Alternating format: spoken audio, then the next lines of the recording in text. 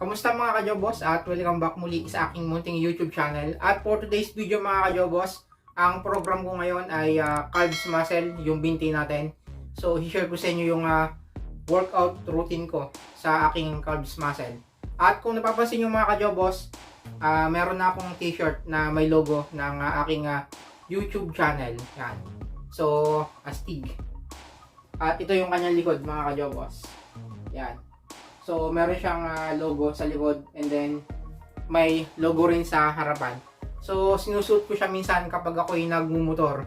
At malay nyo, isang araw ay makasabay nyo ko sa daan. At syempre, alam na, para makapag picture-picture man lang tayo para makapagpasalamat din sa inyong walang sawang pagsubaybay sa aking YouTube channel. Bali, mag-start na ako sa aking calves workout. So, bago lahat, konting information lang para sa inyo mga kajobos. Itong calves muscle natin, ito yung pinakamadaling i-workout pero mahirap palakihin. So, ang kanya ng mga form sa workout ay taas-baba lang naman yan. Wala na kayong ibang gagawin kundi taas-baba lang para ma-workout yung binti natin. So, para lumaki yung binti natin ay kailangan every set ay magdagdag tayo ng weights. Yan, dyan tayo babawi sa heavy load para talagang shock yung ating mga muscle. At isang pahabol pa mga kajobos, hindi lang siya lumalaki sa heavy load na pag-workout. So syempre, kailangan din siya ng ng high repetition para ma-activate natin lahat ng muscle fiber sa ating binti. So, yung dalawa lang na yun, heavy load and then high reps. Yun po yung sikreto sa pagpapalaki ng binte. And then syempre, yung pagpasok ng quality protein sa ating katawan. So yun mga kajobos, at mag-workout na ako. So gagawin ko lang siyang take po 4 set. And then every set ay mag-a-add ako ng weights. And then pagkatapos nun ay sa elevated naman tayo. So yung sa elevated naman ay nakatungtong yung dulo ng paa natin sa semento or sa anumang bagay na medyo mataas. At yung ating sapong ay mai-bend natin pababa para ma-stretch yung ating calves muscle. Gagaya po nung gagawin ko mamaya at ipapakita ko sa video na to. Yan, para may idea po kayo. So yun mga kajobos, para hindi na magtagal, mag-start na tayo. Let's go! Alright mga kajobos, bali mag-start na ako sa aking calves workout. At dito, ang aking gagamitin nga para sa workout ko para sa aking calves ay yung barbell. At meron ako ditong nakakasa na 60 pounds para sa unang set ng aking calves workout. At gagawin ko siyang 4 set and then 15 to 20 repetition. So tara na, let's go!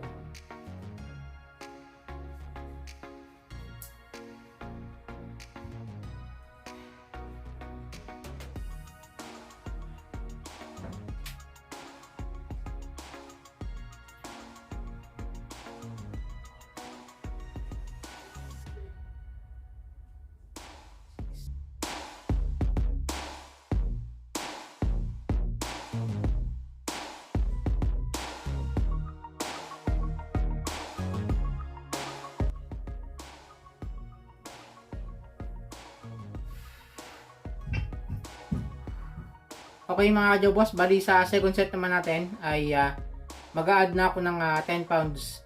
So para maging 70. Kasi yung kanina ay maliit, tigpa 5 pounds. So pumatak siya ng 60. Kasi yung dalawang malaki ko na yan, 50 pounds na yan. So papalit ko ngayon dalawang 10 pounds. So para maging 70 pounds sa second set natin.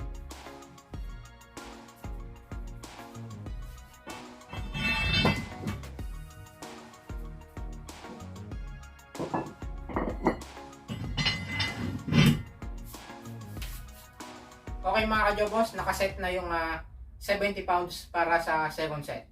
15 to 20 repetition.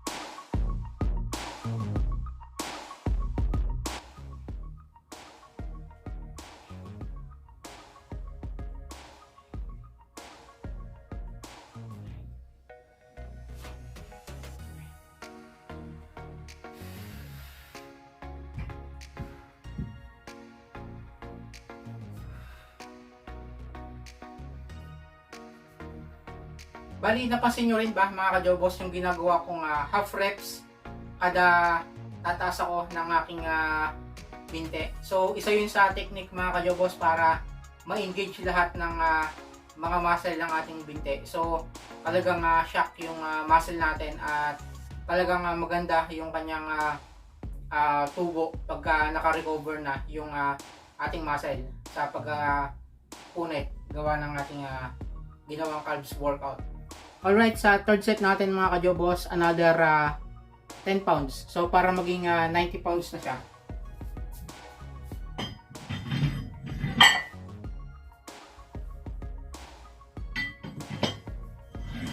Okay mga kajobos, third set natin, 90 pounds.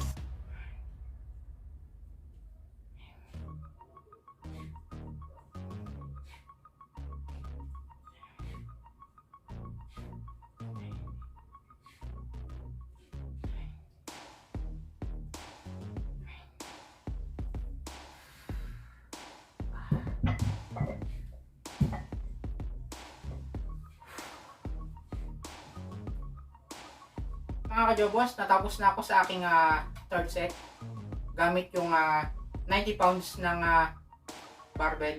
So, tip ko lang pala sa lahat mga kajobos ay napaka-importante po ng progressive overload. Yung po yung every set ay nag-a-add tayo ng weights sa ating binubuhat. Kasi yung muscle po natin ay para hindi masanay sa iisang timbang lang na ating binubuhat.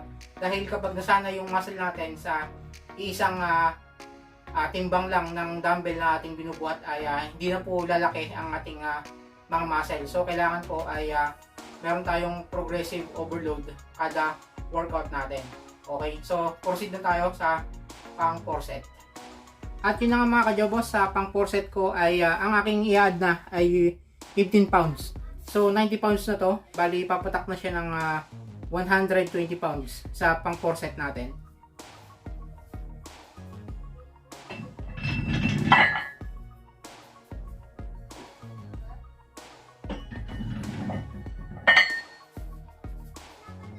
Alright mga kajobos, na-load ko na yung 30 pounds. So, ang bigat nito ay 120 pounds na para sa ating 4 set. So, after ng 4 set natin ay ida-drop set naman natin para talagang solid yung pump sa binti natin.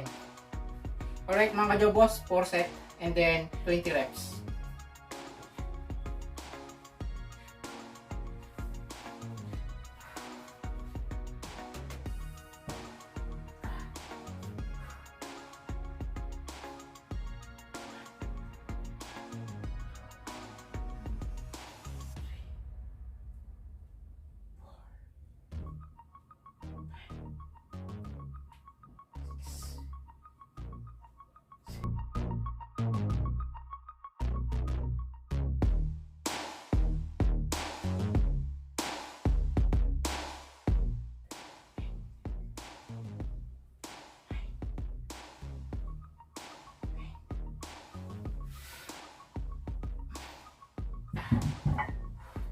Alright mga kajobos, natapos na ako sa pang 4 set gamit yung 120 pounds. So, after nito ay i-drop set ko naman. So, balik tayo sa 50 pounds. Doon sa pinakamalaki yan. So, i-drop set natin. Kada set ay bawas naman tayo. Yun po yung drop set na tinatawag. Para talagang maganda yung pump sa binti natin. And then, yung mga muscle fiber natin ay talagang punit. So, tara na. So, hindi ko na ito puputulin at ipo-forward ko na lang para hindi nakakainip panoorin. So, let's go.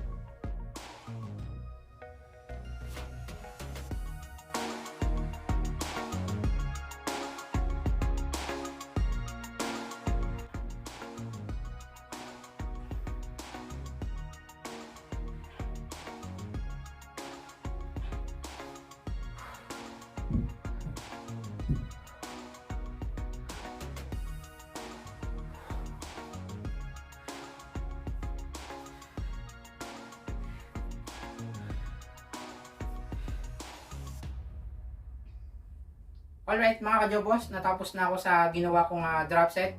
At ang pinaka last na workout naman para sa aking calves ay yung elevated naman. So nakapatong tayo sa semento dito.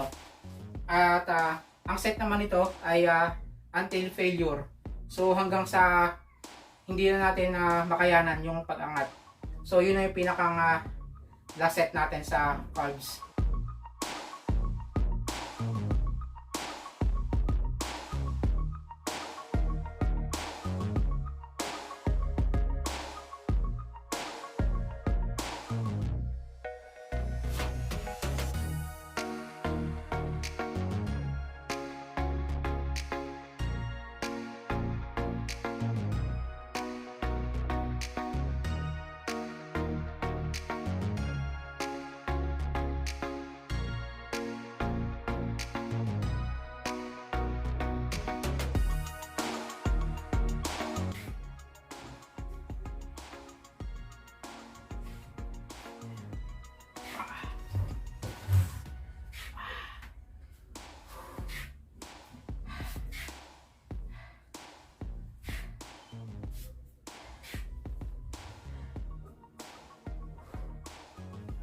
Alright mga kajobos, natapos na ako sa ginawa kong calves workout at sana ay nakatulong sa inyong mga fitness journey yung ginawa kong workout para sa araw na to. Thank you very much po sa inyong lahat kung nakarating kayo sa dulo ng vlog na to. At bago ko tapusin yung vlog na to ay gusto ko lang pasalamatan ang ating mga solid na sumusuporta sa aking channel, yung ating mga OFW, sa ating mga silent viewer at sa mga sumusuporta simula noon hanggang ngayon. Shout out din kay Sir Patrick Coloma, kay Sir EJ Castro. Thank you very much po and God bless. So yun mga kajobos, at see you on my next vlog. Peace out. I love you all mga kajobos.